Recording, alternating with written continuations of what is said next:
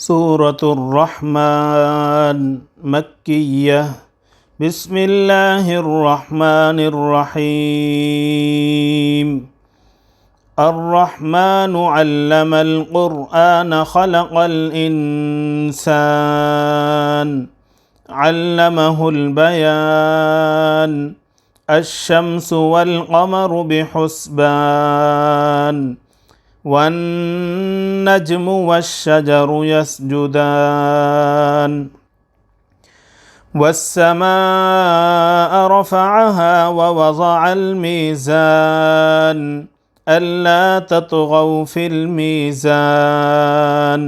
وأقيموا الوزن بالقسط ولا تخسروا الميزان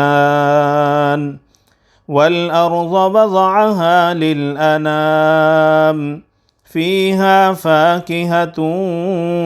والنخل ذات الأكمام والحب ذو العصف والريحان فبأي آلاء ربكما تكذبان خلق الإنسان من صلصال كالفخار وخلق الجان من مارج من نار فبأي آلاء ربكما تكذبان رب المشرقين ورب المغربين فبأي آلاء ربكما تكذبان مرج البحرين يلتقيان بينهما برزخ لا يبغيان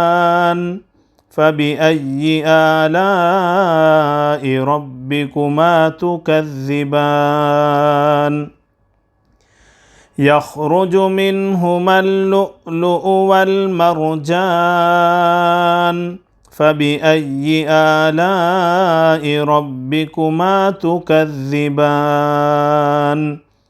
وله الجوار المنشآت في البحر كالأعلام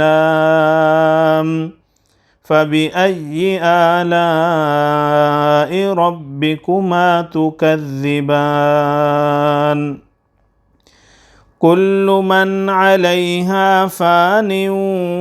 ويبقى وجه ربك ذو الجلال والإكرام فبأي آلاء ربكما تكذبان يسأله من في السماوات والأرض كل يوم هو في شأن فبأي آلاء ربكما تكذبان سنفرغ لكم أيها الثقلان فبأي آلاء ربكما تكذبان يا معشر الجن والإنس إن استطعتم أن تنفذوا من أقطار السماوات والأرض فانفذوا لا تنفذون إلا بسلطان فبأي آلاء ربكما تكذبان يرسل عليكما شواظ من نار ونحاس فلا تنتصران فبأي آلاء ربكما تكذبان فإذا انشقت السماء فكانت وردة كالدهان فبأي آلاء ربكما تكذبان فيومئذ لا يسأل عن ذنبه إنس ولا جان فبأي آلاء ربكما تكذبان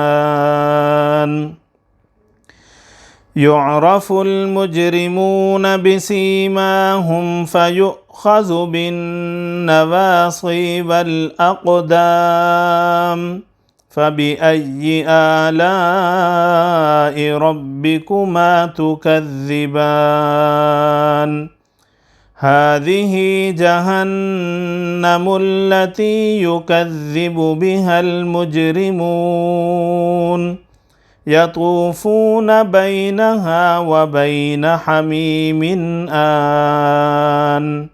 فبأي آلاء ربكما تكذبان ولمن خاف مقام ربه جنتان فبأي آلاء ربكما تكذبان ذواتا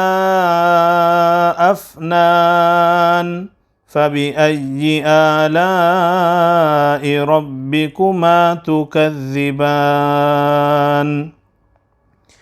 فيهما عينان تجريان فبأي آلاء ربكما تكذبان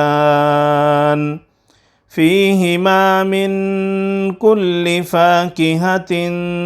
زوجان فبأي آلاء ربكما تكذبان متكئين على فرش بطائنها من استبرق وجنى الجنتين دان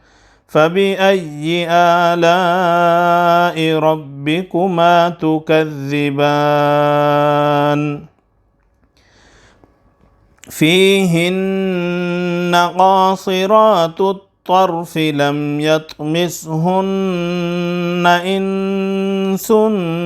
قبلهم ولا جان فبأي آلاء ربكما تكذبان كأنهن الياقوت والمرجان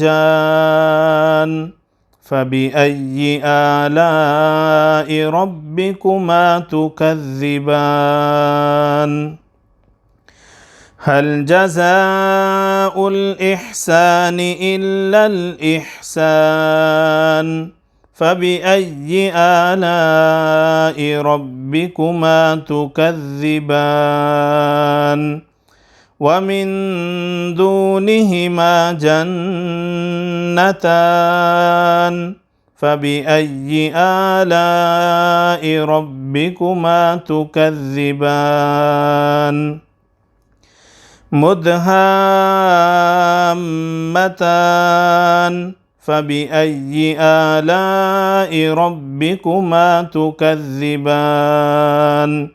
فيهما عينان نضاختان فبأي آلاء ربكما تكذبان فيهما فاكهة ونخل ورمان فبأي آلاء ربكما تكذبان فيهن خيرات حسان فبأي آلاء ربكما تكذبان حور مقصورات في الخيام فبأي آلاء ربكما تكذبان لم يطمثهن إنس قبلهم ولا جان فبأي آلاء ربكما تكذبان متكئين على رفرف خضر وعبقري حسان فبأي آلاء ربكما تكذبان تبارك اسم ربك ذي الجلال والإكرام صدق الله العظيم.